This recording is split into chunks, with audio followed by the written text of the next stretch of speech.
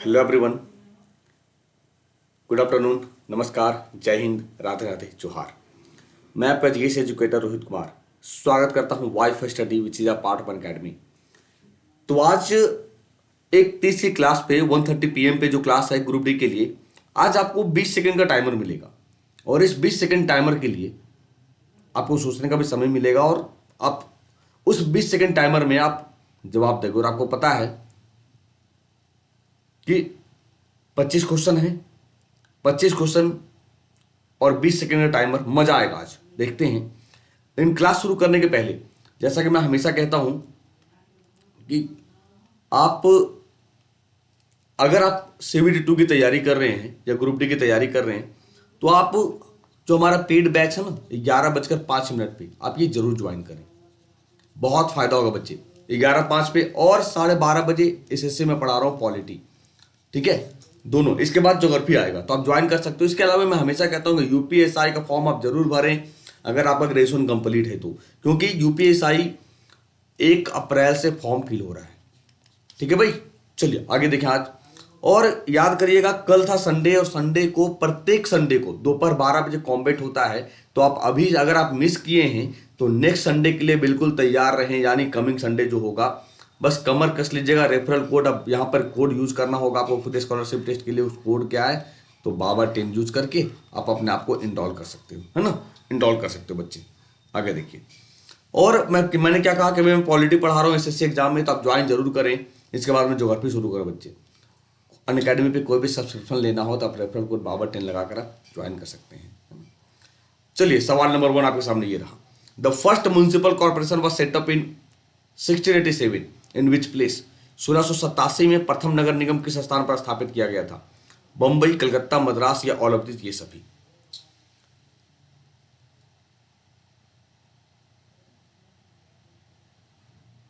तो 1687 में प्रथम नगर निगम की स्थापना मद्रास में की गई थी। यानी सबसे पहले नगर निगम की बात करें तो मद्रास में नगर निगम की चर्चा किसमें की गई है? तो नगर निगम की बात करें 12वीं अनुसूची में। किसमें माय डियर? 12th शेड्यूल, जो 74वें संविधान संशोधन 1992 में आया, 93 से लागू हुआ, है ना। 12वीं अनुसूची में इसकी चर्चा है। सवाल number 2, which of the following is the largest in the inner planet? निम्नलिखित में से कौन आंतरिक ग्रह में सबसे बड़ा है? बताइए क्या होगा।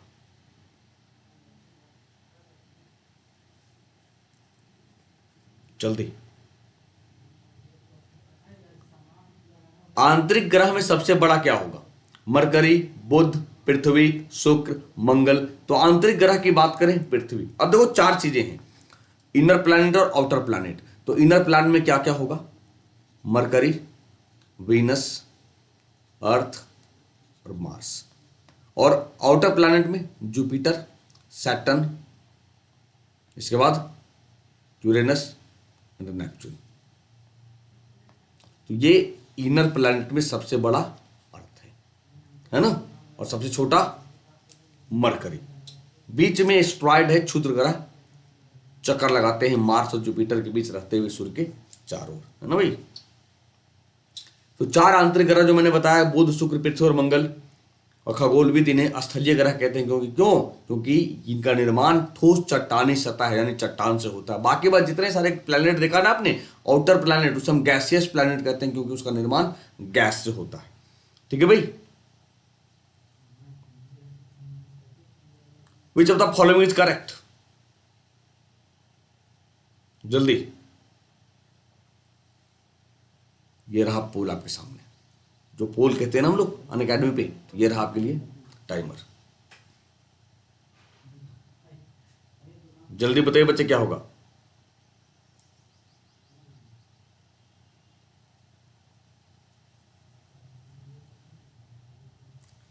क्या होगा बच्चे? कौन सा सही है? कोई सही नहीं है, सब उल्टा पुल्टा है बिल्कुल।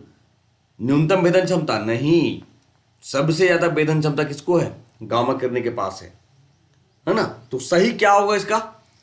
देखो, लॉन्गेस्ट वेवलेंथ की बात करें रेडियो वेव्स, हाईएस्ट फ्रीक्वेंसी की बात करें गामा किरणें, और लोवेस्ट पेंट्रेशन पावर की बात करें अल्फा रेज। अब ये देखो, lowest penetration power alpha rays, highest penetration power gamma किरणें ही, याद रखना, ठीक है। सवाल number 4, which instrument use to measure humidity in the atmosphere, वायुमंडल में आर्द्रता मापने के लिए किस उपकरण का उपयोग किया जाता है? बैरोमीटर, हाइड्रोमीटर, हाइग्रोमीटर या यूडियोमीटर? सवाल नंबर 4, वायुमंडल में आर्द्रता मापने के लिए किस उपकरण का उपयोग करते हैं? सवाल नंबर 4, तो वायुमंडल में आर्द्रता मापने के लिए हम हाइग्रोमीटर का यूज करते हैं। किसका यूज करते हैं?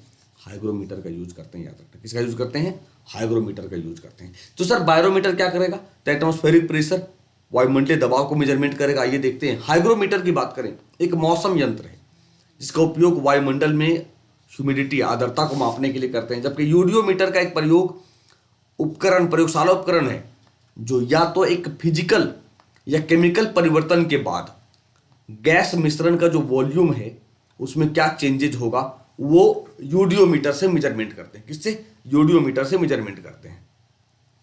जबकि हाइड्रोमीटर क्या है बच्चे? किसी तरल पदार्थ की कुछ विशिष्टताओं को मापने का उपकरण है, यानी क्या है, हम स्पेसिफिक ग्रेविटी, विशिष्ट गुरुत्व को मापते हैं। कौन? हाइड्रोमीटर, ठीक है। सवाल number 5, which of one of the following is correctly matched, निम्नलिखित में से कौन सा सही रूप से मेल खाता है? बताइए क्या होगा, जल्दी।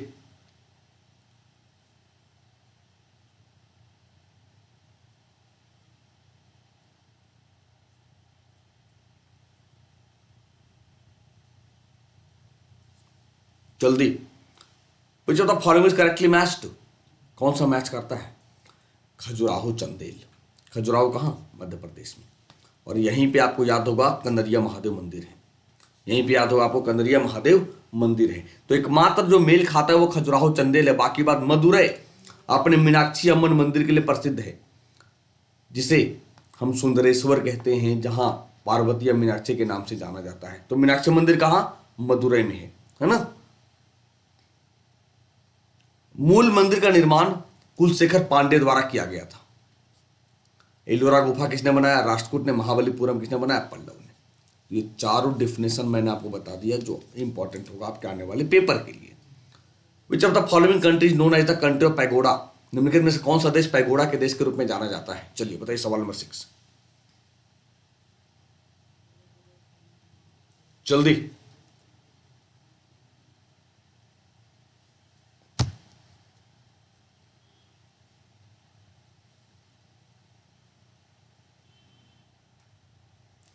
पैगोडा के रूप में जानते बच्चे? Golden pagoda Myanmar. White pagoda अगर हम बात करें तो पूरी व्हाइट पैगोडा कहते हैं। और ब्लैक पैगोडा की बात करें तो कोणार्क टेम्पल। ब्लैक पैगोडा की बात करें तो कोणार्क टेम्पल, है ना, कोणार्क टेम्पल, याद रखना बच्चे। तो म्यांमार को अक्सर पैगोडा की भूमि कहा जाता है क्योंकि देश भर में कई मंदिर और पैगोडा है। इस प्रकार से आकृति जो बनी, देख रहे हो, गोरा पड़ा है पूरा बिल्कुल। सवाल number 7, who was the Mughal emperor of India at the time of 1857 sepoy mutiny? 1857 के सिपाही विद्रोह के समय भारत का मुगल सम्राट कौन था? बताइए क्या होगा।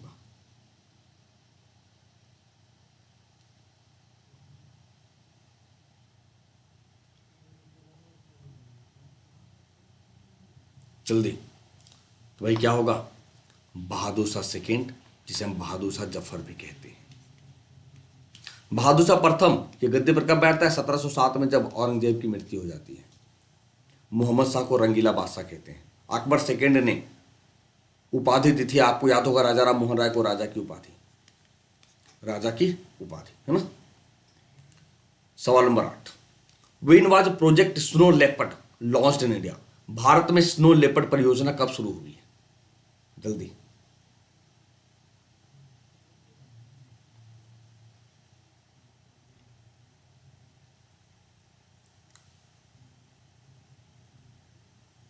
भारत में स्नो लेपर्ड परियोजना की बात करें तो 2009 में। कब? 2009 में। 1973 में आपको याद होगा प्रोजेक्ट टाइगर, 1975 में प्रोजेक्ट क्रोकोडाइल और 1992 में प्रोजेक्ट एलिफेंट, ठीक है। 2009 में प्रोजेक्ट, और प्रोजेक्ट क्या शुरू हुआ था कमेंट बॉक्स में बताइए। Which of the following is correct, कौन सा सही है? The longest cell is neuron, Schleiden और स्वान ने कोशिका सिद्धांत प्रस्तुत किया। The word cell was coined by Robert Hooke. All are correct. सवाल नंबर 9 जल्दी।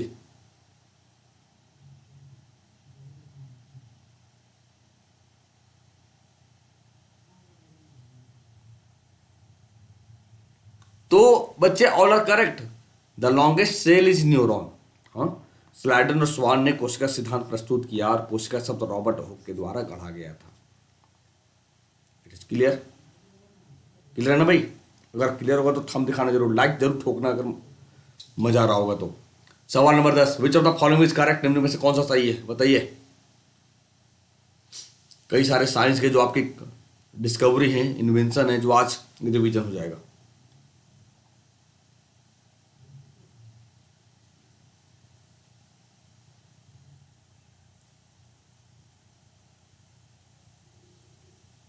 तो क्या होगा भाई? राइबोसोम। इनमें से कोई नहीं, सारा गलती है भाई, सब उल्टा पुल्टा है। उल्टा पुल्टा .com है, सब उल्टा पुल्टा। क्या होगा देखो, राइबोसोम की खोज पैलाडे ने की है। लाइसोसोम की खोज टिडोवे। लाइसोसोम को क्या बोलते हैं? सुसाइडल बैग, आत्महत्या की थैली। और सेंट्रोसोम को क्या बोलते हैं? बोवेरी। क्या बोलते हैं? बोवेरी। सेंट्रोसोम की जो खोज, आविष्कार कहें, खोज कहें, किसने? बोवेरी ने, है ना। सवाल number 11, Jofra Archer played in IPL 2019 on behalf of Rajasthan Royals. He belongs to which country? Jofra Archer IPL 2019 में राजस्थान रॉयल्स की तरफ से खेले हुए किस देश के हैं? अभी आया था ना जोफ्रा आर्चर खेलने के लिए, बताइए।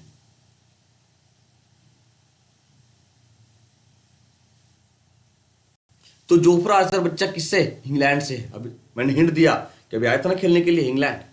तो जोफ्रा आर्चर किस देश से? इंग्लैंड से। ये देख लो कैसे दिखते हैं, लगते हैं कि साउथ अफ्रीका के हैं भाई। तो जोफ्रा आर्चर एक अंग्रेजी क्रिकेटर हैं जो सेसेक्स काउंटी क्रिकेट क्लब के लिए खेलते हैं, और आर्चर ने मई 2019 में इंग्लैंड के लिए अंतर्राष्ट्रीय क्रिकेट में पदार्पण किया था, है ना। सवाल नंबर 12, गैस रिसाव का पता लगाने के लिए या पता लगाने में मदद करने के लिए किसे घरेलू LPG सिलेंडर में मिलाया जाता है? नाइट्रस ऑक्साइड, एथेनाथिल, क्लोरोफॉर्म, इनमें से कोई नहीं। जल्दी।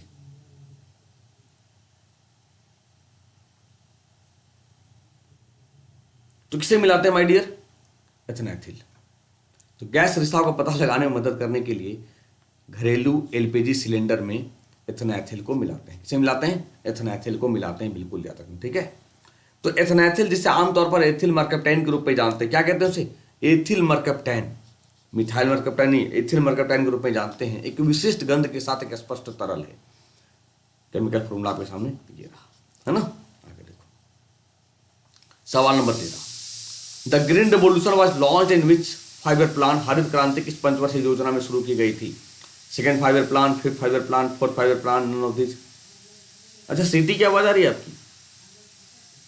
तो भाई माय डियर, आप बताओ, आपके साथ तो मैं पढ़ाता रहता हूं, तो बीच में समय मिले तो खाना पीना ना खाऊं? तो भाई हरित क्रांति की बात करें, किस पंचवर्षीय योजना में शुरू किया गया था? थर्ड फाइबर प्लान में। दूसरा पंचवर्षीय योजना की बात करें 1956 से 61। पांचवा की बात करें गरीबी उन्मूलन, है ना। तो तीसरे पंचवर्षीय योजना में हरित क्रांति की शुरुआत 1965 में भारतीय कृषि में उच्च उपज वाले किस्म HYB के बीज से हुई है। फसल को बढ़ावा देने के लिए बेहतर और कुशल सिंचाई और उर्वरकों के सही उपयोग के साथ जोड़ा गया था। हरित क्रांति का अंतिम परिणाम भारत को खाद्यान्न के रूप में आत्मनिर्भर बनाना था, बिल्कुल याद रखना, ठीक है। सवाल number 14, who was the second US president who visited India? भारत का दौरा करने वाले दूसरे अमेरिकी राष्ट्रपति कौन थे? Barack Hussein Obama, Eisenhower, Donald Trump या रिचर्ड निक्सन? सवाल नंबर 14, तो भारत का दौरा करने वाले दूसरे अमेरिकी राष्ट्रपति कौन थे? जरा बताइए कमेंट बॉक्स में। भारत का दौरा करने वाले दूसरे अमेरिकी राष्ट्रपति कौन थे? Richard Nixon. बराक ओबामा भी आए हैं, तो देखते हैं कौन कौन आए हैं राष्ट्रपति। भारत आने वाले पहले अमेरिकी राष्ट्रपति आइजनहावर थे, जो 10 दिसंबर 1959 को भारत पहुंचे। भारतीय प्रधानमंत्री कौन थे? प्रधानमंत्री। एक सवाल और आएगा कि भारतीय संसद को संबोधित करने वाले पहले अमेरिकी राष्ट्रपति कौन है? आइजनहावर है। तो यहां एक साथ कई सारे सवाल को आप देख सकते हो, समझ सकते हो, है ना। इसके बाद जॉर्ज डब्ल्यू बुश आते हैं 2006 में, ओबामा 2 बार आए, 2010 2015 में, डोनाल्ड ट्रंप 2020 में आए थे ना, और आइजनहावर 1959 में, रिचर्ड निक्सन 1969 में, जिमी कार्टर 1978 में, बिल क्लिंटन 2000 में। अरे वही डोनाल्ड ट्रंप 2020 में आए थे, जो कहाँ पे, अहमदाबाद मोटेरा, जिनका नाम नरेंद्र मोदी स्टेडियम किया गया उद्घाटन के लिए। Which of the following are direct taxes, निम्नलिखित में से कौन सा प्रत्यक्ष कर है? जल्दी।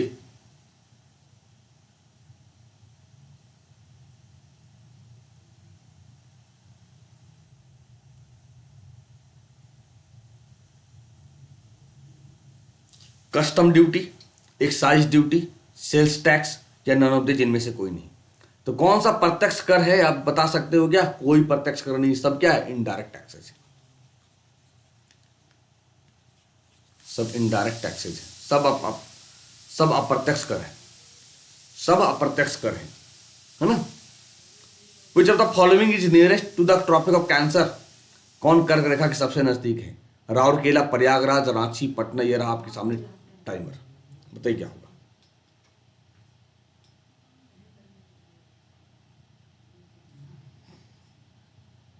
जल्दी, क्या बात है।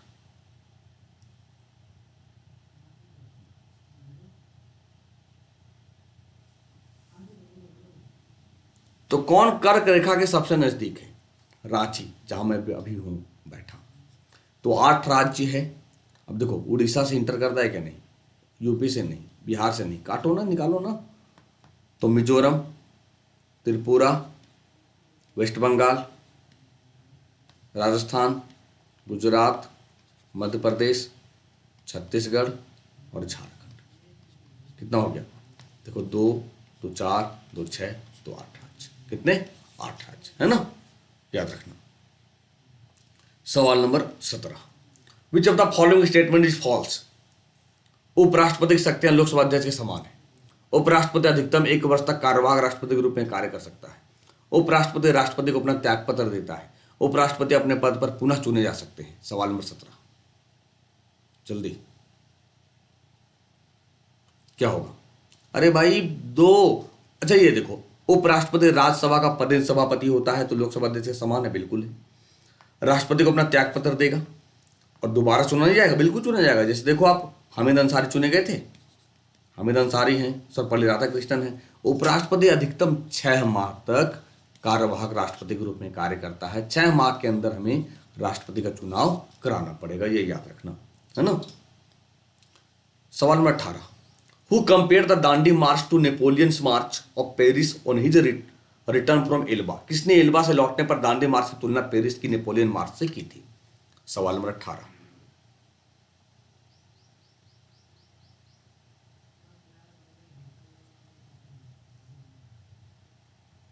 तो किसने की थी? सुभाष चंद्र बोस ने की थी। किसने की थी? सुभाष चंद्र बोस ने की थी।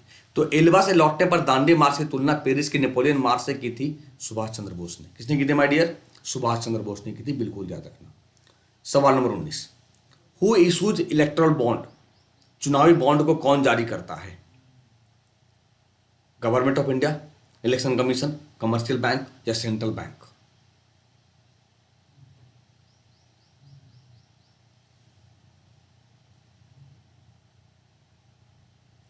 चुनावी बॉन्ड को कौन जारी करेगा? Commercial bank. ये क्या है बच्चे, कि जो आप पार्टियों को, राजनीतिक पार्टियों को जो हम दान देते हैं ना, तो अब कहा गया आप दान ऐसे नहीं देंगे, इसके लिए बॉन्ड जारी किया जाएगा, ताकि पता चलेगा कि कौन कितना दान दिया है। कमर्शियल बैंक इस पर किसको? एसबीआई को दिया गया था जिम्मेदारी, है ना। तो केंद्र सरकार ने 2018 में राजनीतिक दलों को चुनावी फंडिंग में पारदर्शिता के लिए चुनावी बॉन्ड पेश किया है, जो एसबीआई की चुनिंदा शाखाओं से जारी किए जा सकते हैं, है ना। सवाल number 20, which is the maximum gas found in Eno? Eno में अधिकतम कौन सी गैस पाई जाती है? Sodium bicarbonate, sodium carbonate, carbon dioxide या नाइट्रोजन? सवाल number 20, which is the maximum gas found in Eno? Eno में अधिकतम कौन सी गैस पाई जाती है? जल्दी, क्या होगा? Sodium bicarbonate. भाई बहुत आराम देता है जब पेट में दर्द होती है, आपको याद होगा। तो सोडियम बाइकार्बोनेट सबसे ज्यादा 46.4%, साइट्रिक एसिड 43.6%, सोडियम कार्बोनेट 10%, है ना। इनो सुपर सेवर पैक। सवाल number 21, which of the following is correct, निम्न में से कौन सा सही है? एपीकल्चर रेयरिंग बीज, horticulture study of fruit and flower producing plants, sericulture rearing silkworm, all of these, इनमें से सभी।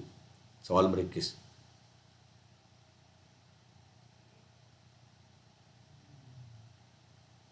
है ना। तो बच्चे ऑल ऑफ दीज, ये सभी। एपीकल्चर मधुमक्खी पालन है, बिल्कुल। हॉर्टिकल्चर बागवानी, फल और फूल उत्पादक पौधों का अध्ययन, और रेयरिंग सिल्कवर्म रेशम कीट पालन, ऑल ऑफ दीज, ये सभी याद रखना, है ना। सवाल नंबर 22, ईरान ने अपनी वर्तमान मुद्रा को टोमन में बदलने के लिए बिल को मंजूरी दी थी। तो ईरान की वर्तमान मुद्रा क्या है? इको, रियाल, दिनार, लियो, जल्दी। अब तो टोमन है, लेकिन उसकी मुद्रा क्या है बताइए।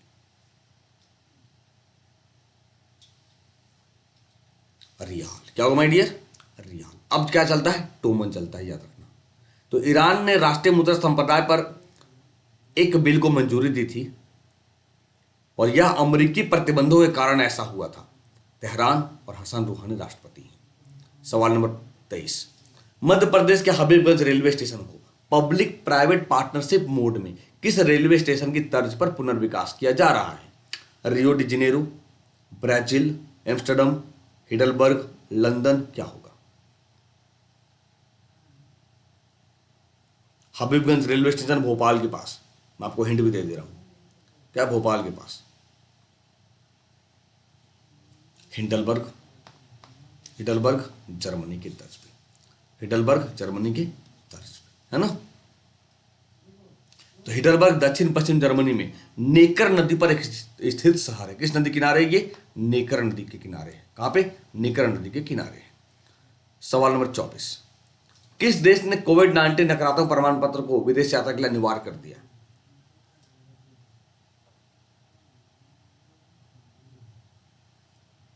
जल्दी। तो जो कुछ करंट अफेयर से सवाल देख रहे होंगे, प्रीवियस ईयर पेपर में करंट अफेयर सवाल जो थे उसको मैंने चेंज करा है, याद रखना, ठीक है। तो क्या होगा? बांग्लादेश ने किया है। किसने किया है? बांग्लादेश ने किया भाई। बांग्लादेश ने अपने विदेश यात्रा करने वाले नागरिकों के लिए कोविड-19 नकारात्मक प्रमाण पत्र अनिवार्य कर दिया है। 12 जुलाई 2020 को यह घोषणा की गई थी। सवाल number 25, which of this monuments enshrines the tomb containing the relics of saint Francis Xavier? Basilica of Bom Jesus, Se cathedral, Monte Hill, saint Alex church. सवाल नंबर 25 बताइए क्या होगा?